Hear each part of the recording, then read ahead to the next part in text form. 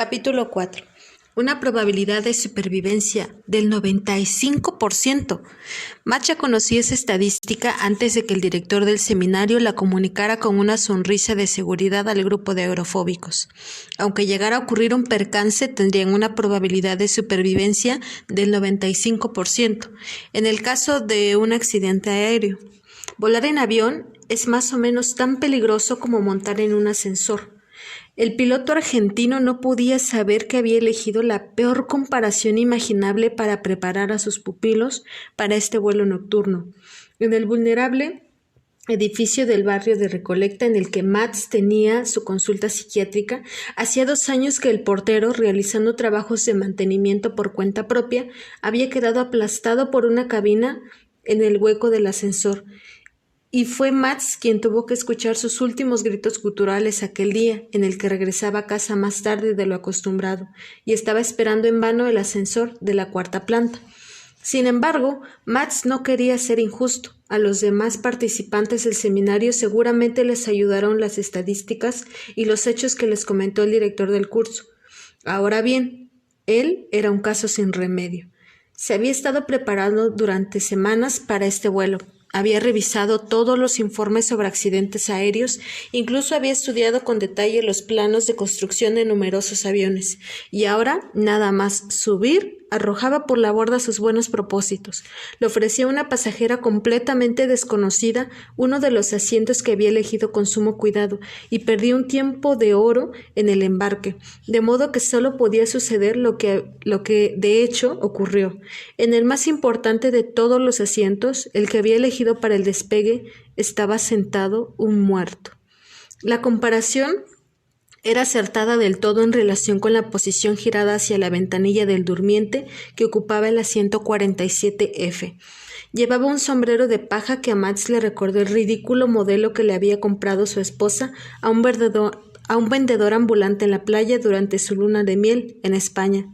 Al tener ladeado el sombrero sobre la cabeza resultaba imposible verle la cara, y Max tampoco pudo detectar ningún movimiento de la caja torácica por debajo de la mantita gris de lana en la que se había envuelto. Aquel hombre, o bien estaba rendido de cansancio, o bien disponía de la envidiable capacidad de sumergirse en un sueño profundo, a pesar del intenso ajetreo que había a su alrededor. Max volvió a echar otro vistazo al papel impreso de su billete. Se aseguró de que estaba en la fila correcta y se puso a pensar en qué hacer. ¿Era un mal presagio haber cedido su asiento en la clase business a esa joven madre? Por unos breves instantes se había sentido muy bien, un pequeño héroe, cuando le había dado un apretón de manos con exaltación y lágrimas en los ojos. Busqué Salina Phil en Google, le había dicho como despedida. Phil Pictures, soy fotógrafa. Si algún día necesito un retrato, una foto de familia o algo por el estilo, no tiene más que telefonearme. Es usted una persona buena, de verdad, y ahora de sopetón su decisión dejaba de parecerle adecuada. Había conjurado a la fatalidad al ceder a esa madre el asiento más peligroso de un avión, y a cambio recibía como castigo la ocupación del asiento 47F por parte de un paciente en estado comatoso que no reaccionaba en absoluto a la voz, ni a los suaves toques, ni siquiera al zarandeo firme de los hombros. ¿Y ahora qué? Tanto el asiento central como el del pasillo continuaban estando libres y con algo de suerte iban a quedarse así. Justo en ese momento se oyó por megafonía que se había completado el embarque. ¿Qué hago ahora?, suspiró Max interiormente. Depositó su maletín en el asiento central y se dejó caer en el que daba al pasillo. En el fondo no estaba ni siquiera absolutamente seguro de que sus cálculos fueran correctos. En sus meticulosos preparativos para el vuelo, Max había conseguido los planos de los asientos del vuelo 508 de la NSA, aquel Lockheed Electra que voló el 24 de diciembre de 1971 de Lima a Pucallpa. El avión se partió en 2 durante una tormenta y se precipitó sobre la selva amazónica peruana después del impacto de un rayo. Murieron todos sus ocupantes, todos excepto Julien Kopke. Fue el milagro de aquella Navidad. La chica de 17 años salió despedida del avión. Todavía sujeta a su asiento con el cinturón, cayó desde una altura de unos 3.200 metros y fue la única superviviente de aquella catástrofe aérea, de la que salió únicamente con una fractura de clavícula, contusiones en un brazo y un ojo morado. Su asiento, el 19F. El Lockheed de aquel entonces era un tipo de avión muy diferente, mucho más pequeño, por supuesto, pero la forma de tubo y la disposición de los asientos apenas había cambiado durante las décadas transcurridas. Max había cruzado los datos del peso en el despegue, la longitud, la anchura, la altura y el volumen de ambos aviones, y, si sus cálculos no eran erróneos, el 47F de ese avión se correspondía aproximadamente con el asiento de Julien Kopke. Hoy en día sigue sin poder explicarse de forma científica que sobreviviera.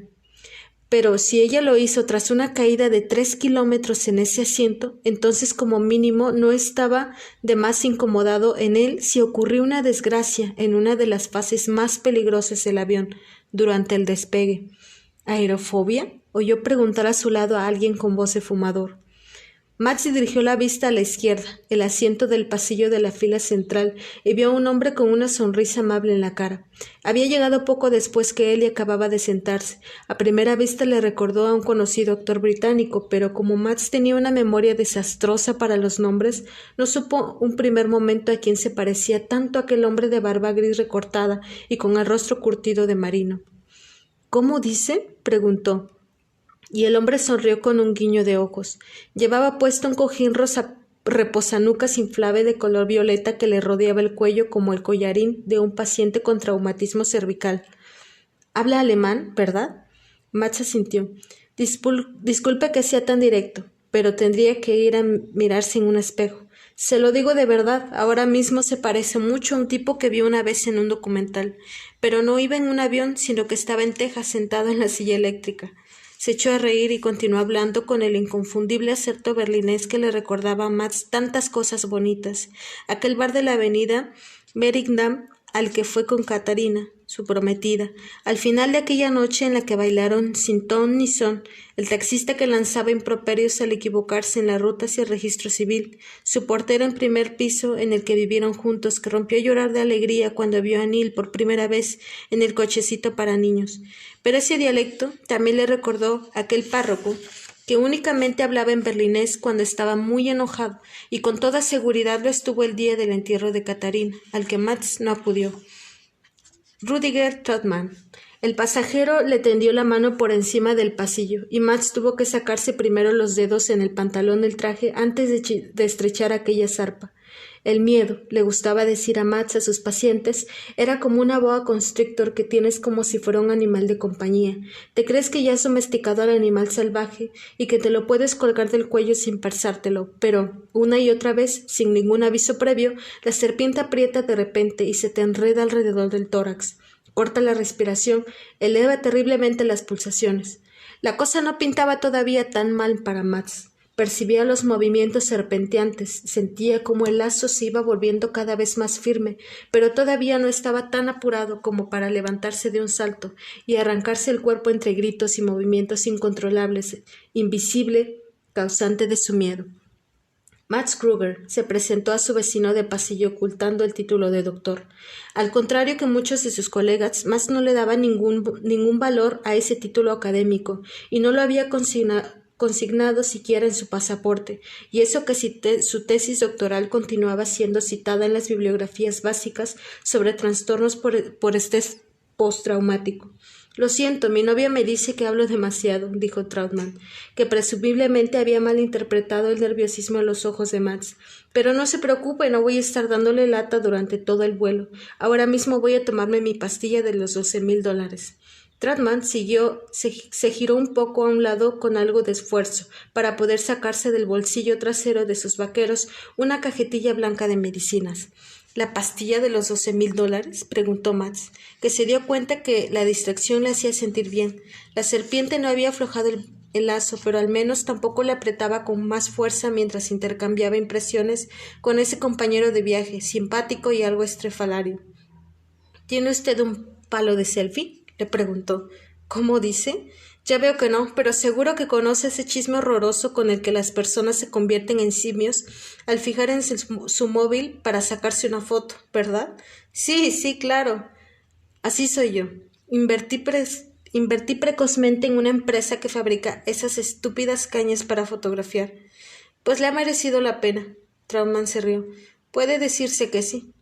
Se inclinó sobre el reposabrazos del pasillo como si quisiera susurrarle algo a Max al oído, pero habló en un tono de voz tan alto que seguramente se lo escuchó hasta en las salidas de emergencia más próximas. Podría sentarme mucho más adelante, dijo señalando en dirección a la cabina de pilotaje. En primera clase, $12,000 por trayecto, tomar champán, comer una vajilla de porcelana y clavar la mirada desde mi cama plana y mullida en el culo de los auxiliares de vuelo que manejan el carrito de los humos. ¿Pero acaso soy un idiota? Supongo que se trata de una pregunta retórica. Trautmann se rió aún con más ganas. Eso es, no lo soy. Lo que hago es tragarme esa pastilla de aquí. Extrajo una pastilla presionando el blister y la hizo recordar entre el pulgar y el índice. Lorazepam, supuso Max. Me meto este chisme del demonio y 5 minutos después estoy noqueado, como si mi mujer me hubiera dado un mazazo en el cráneo. No me entero de nada y me ahorro el pastón de la primera clase. No tengo otra manera más rápida y sencilla de ganar pasta, ni siquiera con los palos de selfie. Bueno, dígame, ¿quiere también la pastillita de los $12,000? Se la vendo por la mitad. Sería como si hubiera soltado un chiste fantástico. No, gracias, dijo Max, a pesar de que la oferta le sonó seductora. Al principio había jugueteado con la idea de valerse de la benzodiazepina para dejarse transportar al mundo de los sueños durante el vuelo, pero entonces pensó que en ese producirse de una catástrofe moriría sí o sí, al no estar en disposición de encontrar el camino hacia la salida de emergencia si el avión se incendiaba. Por poner un ejemplo, prefiero quedarme despierto, dijo por esa razón. Como usted diga. Trautmann se encogió de hombros y se quitó los mocasines con los pies. A continuación se tragó la pastilla con el resto del agua que quedaba en la botella, una de las que podía obtenerse en las máquinas expendedoras de las puertas de embarque. En ese instante se la pasó por la cabeza a Max, a quien recordaba aquel coloso, que tenía en sus monumentales brazos apoyados en ambos reposabrazos como si fuera la cosa más natural del mundo. Se parecía a Sean Connery, solo que bastante más mofletudo. Que tenga un buen vuelo, colega, dijo Trautmann, que apoyó la cabeza de lado contra la almohada para el cuello, juntó las manos por encima de su voluminosa barriga a la altura del cinturón de seguridad y cerró los ojos. Ya verá cómo alguien no lo fastidie. Sí, seguro, ya lo creo que sí. Max se dirigió la mirada a la derecha, el pasajero de la ventanilla que llevaba ya rato durmiendo.